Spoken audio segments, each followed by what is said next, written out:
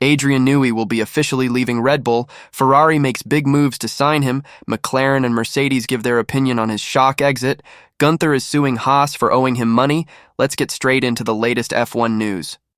Adrian Newey believes it's the right time for him to face new challenges, which is why he surprised everyone with his decision to leave Red Bull. There had been rumors circulating about the chief technology officer's departure from the reigning world champions, and the confirmation came that he will be leaving at some point in the first quarter of 2025. Having joined the team in 2006, Newey has been instrumental in designing all of Red Bull's World Championship winning cars. Throughout the years, many teams have approached him, expressing interest in acquiring his expertise. Ferrari, in particular, has been an admirer for decades, with Newey confirming that they've made at least 3 separate approaches for Formula One and IndyCar. There are reports suggesting Ferrari is once again interested in his services for 2025. Additionally, Aston Martin allegedly offered him a position at their team during the Saudi Arabian Grand Prix in March, a move that was denied by team principal Mike Crack. However, after spending almost 20 years with the same team, Newey believes it's time for others within Red Bull to step up and for him to explore new opportunities. He will focus on the RB17 road car project, which he has been involved with since its inception, relinquishing his Formula One design duties to do so. Speaking about his departure, Newey said, "Ever since I was a young boy, I've aspired to be a designer of fast cars. Becoming an engineer in Formula One was always my dream, and I've been fortunate enough to turn that dream into reality. It has been my immense honor to play a pivotal role in Red Bull Racing's journey from a new entrant to a team that has won multiple titles over the course of almost 2 decades. However, now I feel it's the right moment to pass the baton to others and embark on new challenges for myself." During his remaining time with the team, Newey will focus on the final stages of the RB17 development, a project he has nurtured since its inception. He expressed his gratitude towards the talented and dedicated people he has worked with at Red Bull during his 18-year journey, acknowledging their incredible skills and hard work. Furthermore, he thanked the shareholders, the late Dietrich, Mark, and Chalerm Uvidya, for their unwavering support. Newey also extended his appreciation to his business partner and friend, Christian, along with their respective families. He concluded by thanking Oliver Mintzlaff for his leadership and expressing his gratitude to Eddie Jordan, his close friend and manager. Adrian Newey, Red Bull's chief technology officer, reportedly met with Ferrari team principal Frédéric Vasseur in London. According to an Italian newspaper, there has been ongoing discussion about the possibility of Newey joining Ferrari, potentially starting in 2025. The report suggests that since Newey's departure from Red Bull has been confirmed for the first quarter of 2025, he would be free to consider other options without any additional period of time off and begin working on another team's car for the 2026 season if he chooses to do so. Red Bull's chief technology officer, Adrian Newey, recently met with Frédéric Vasseur from Ferrari in London. The Italian newspaper La Gazzetta dello Sport reported that Ferrari has shown interest in Newey's expertise for many years, but previous attempts to bring him on board have not materialized. Red Bull has agreed to release Newey from his contract earlier than planned, which was initially set to end in 2025. He will now step back from Formula One design duties to focus on completing the Red Bull RB17 road car project. Newey will remain with the team's technology group until the car is finished. If Newey and Ferrari reach an agreement, as per La Gazzetta's report, he would be able to immediately start working on the 2026 car. Unlike typical gardening leave restrictions, which would require him to wait before beginning work, Newey would have the freedom to plan ahead, using his expertise to interpret and incorporate the new technical regulations set to come into effect. In the announcement of his departure from Red Bull, Newey expressed his desire to explore new challenges and hinted that his Formula One career may not be over. He acknowledged that it is the right time for others within Red Bull to take on greater responsibilities, while mentioning that the final stages of developing the RB17 car will be his focus during the remaining time with the team. Newey stated, "I believe it is the opportune moment to pass the baton to others and seek new challenges for myself. In the meantime, as we enter the final stages of RB17's development, my attention will be on that project. I want to express my gratitude to the incredible people I have worked with at Red Bull over the past 18 years for their talent, dedication, and hard work. It has been a true privilege, and I have full confidence that the engineering team is well prepared to handle the remaining work within the 4-year regulation period. If you want to win fan-made F1 merch, I have good news. I'll be doing a merch giveaway to 10 lucky subscribers if we can get this channel to 1,000 subscribers by the Miami Grand Prix race. So drop a like and subscribe to the channel and you could get free F1 merch. Thanks for the support. Mercedes and McLaren team bosses Toto Wolff and Zak Brown have expressed their views on their team's positions regarding Adrian Newey following his confirmed departure from Red Bull. Newey, the chief technology officer of Red Bull, has officially announced that he will leave the team in the first quarter of 2025. There have been numerous reports speculating about his future with the reigning world champions. Newey's signature is highly valued in the Formula One community, thanks to the 25 drivers and constructors titles won in cars he has overseen the design process of. While it is known that Ferrari has approached Newey on various occasions over the years, the Scuderia may consider making another move for him if he becomes available and decides to continue his Formula One career. There were reports suggesting that Aston Martin made Newey an offer to join their team during the Saudi Arabian Grand Prix weekend in March. However, Mike Crack, Aston Martin's team principal, denied these claims. In the case of Mercedes, team principal and CEO Toto Wolff has taken a hands-off approach to the developments surrounding Newey's situation at Red Bull. He mentioned that he is currently observing from a distance without interfering.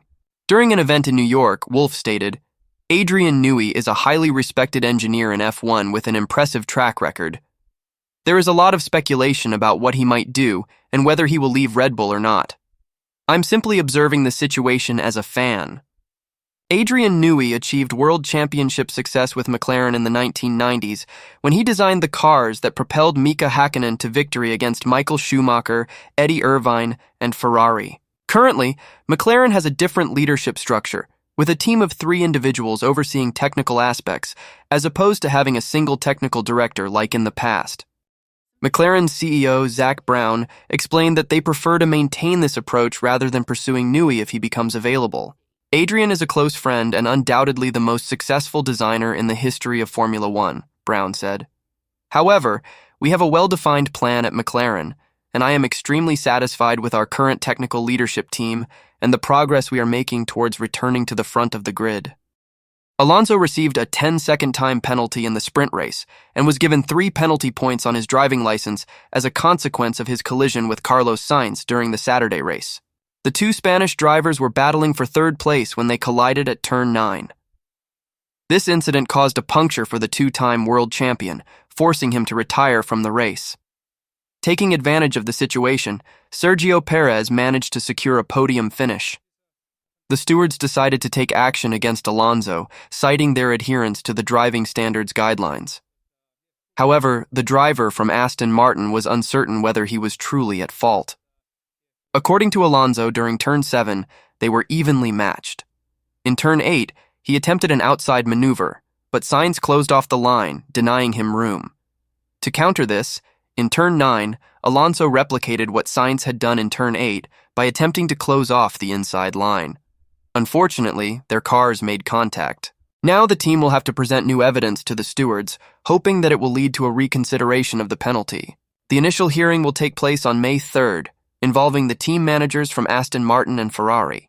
Their purpose is to determine if the evidence provided by Aston Martin justifies a review of the stewards' decision. The stewards explicitly mentioned that the hearing would be conducted in 2 parts. Firstly, they will assess if there is a significant and relevant new element which was unavailable to the party seeking the review at the time of the decision concerned. If such an element exists, the hearing will proceed to its second part at a later time.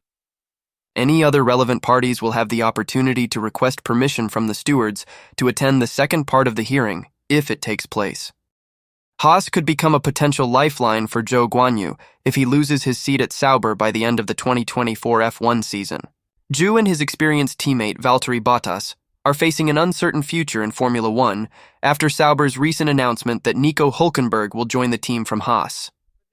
There is speculation that Zhou might join Haas for the 2025 F1 season. Hülkenberg will make a return to the Sauber team ahead of Audi's highly anticipated entry into Formula One in 2026. Additionally, Sauber is believed to have made a considerable offer to Carlos Sainz, who is set to be replaced by Lewis Hamilton at Ferrari next season. Zhou's emotional reaction at the end of the recent Chinese Grand Prix has fueled rumors that it might have been his final race on home soil, especially with Hülkenberg's arrival being announced shortly after. While Oliver Behrman, a Ferrari junior driver, is considered the leading candidate to replace Hülkenberg, Haas might have 2 available seats if they choose to let go of Kevin Magnussen. Since his return to Formula One in 2022, Magnussen's performance has noticeably declined. During a discussion on the Sky F1 podcast, presenter Christian Hugel raised the possibility that Haas might opt for Zhou instead of Magnussen for the 2025 season. Hugel stated, "Kevin Magnussen has made a few mistakes and has been outpaced by Nico Hülkenberg more frequently than expected. I'm wondering if that's a potential option. If you're Haas, would you consider taking a chance on Zhou instead of Magnussen, especially considering the significant commercial interest given Zhou's immense support from China?" David Croft, Hugel's fellow pundit and Sky F1 commentator, responded, "Perhaps, but I believe Kevin Magnussen fits well with the team and is highly marketable for their sponsors, including Haas's title sponsor. Does Zhou provide more value than Kevin Magnussen? Possibly, but Magnussen is a reliable hand in that regard. We've witnessed glimpses of brilliance from Magnussen this season, particularly in Jeddah with that impressive drive for the team. I think he's contributing to the team, and it would be unfortunate if he were to lose his seat at the end of the year." Despite the packed grandstands in Shanghai, Croft argued that Zhou's popularity in China shouldn't be the sole factor in securing him a place on the 2025 Formula One grid. He admitted that there is no obvious future destination for the 24-year-old driver if he leaves Sauber. Croft expressed, "I don't think a driver should be kept in the sport solely because of their popularity, leading to full grandstands at races. We're not at WWE levels just yet. However, I do believe Zhou Guanyu deserves a place on the grid. I think he's a much better driver than what Sauber allows him to showcase most of the time." When I witnessed those emotional scenes, it crossed my mind that I hope it's not the last time we see Zhou Guanyu for a while, because I'm unsure where he'll end up on the grid next year. I don't see any available spots that he hasn't already explored, and he would have left Sauber at the end of last year if there were any. Gunther Steiner has decided to take Haas to court because he believes they owe him unpaid commissions from his final contract with the team.